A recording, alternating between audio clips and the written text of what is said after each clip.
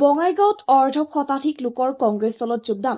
কংগ্ৰেছ নেতা জ্যোতিৰ্ময় বৈশ্যৰ জনসম্পৰ্ক কাৰ্যসূচীৰ প্ৰতি বঙাইগাঁও বিধানসভা সমষ্টিৰ ৰাইজৰ ব্যাপক সঁহাৰি। অসম জাতীয়তাবাদী যুৱ ছাত্ৰ পৰিষদৰ বঙাইগাঁও জিলা সমিতিৰ প্ৰাক্তন যুটীয়া সম্পাদক সঞ্জিত মিত্ৰৰ নেতৃত্বত অৰ্ধশতাধিক অগপ বিজেপি নেতা কৰ্মী কংগ্ৰেছ দলত যোগদান কৰে।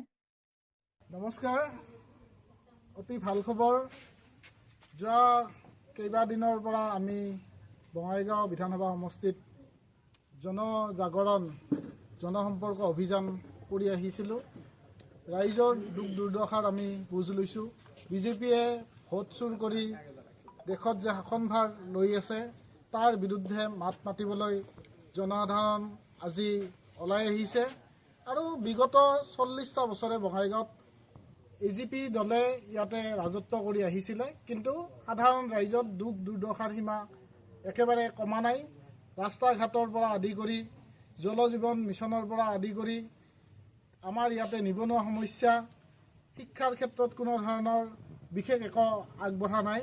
তাৰ পৰিপ্ৰেক্ষিতত অসম জাতীয়তাবাদী যুৱ ছাত্ৰ পৰিষদৰ বঙাইগাঁও জিলা সমিতিৰ প্ৰাক্তন যুটীয়া সম্পাদক সঞ্জিত মিত্ৰ, আহমেদ আলী, এজিপি নেতা ছাত্তাৰদাৰ নেতৃত্বত আজি এক বিশেষ আমাৰ সদাশয় ৰাইজে অগপ দল বিজেপি দলৰ পৰা মোহভংগ হৈ ভাৰতীয় জাতীয় কংগ্ৰেছত গৌৰৱ গগৈৰ আদৰ্শ গৌৰৱ গগৈৰ নেতৃত্ব সন্মান জনাই কংগ্ৰেছ দলত যোগদান কৰিছে।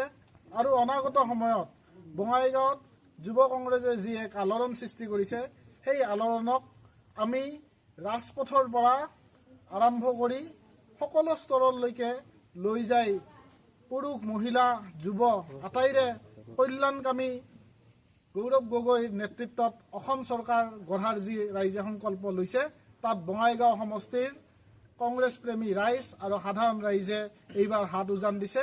আৰু 26 চনত বঙাইগাঁৱত যুঁজ এখন হ'ব, খেলা হবে।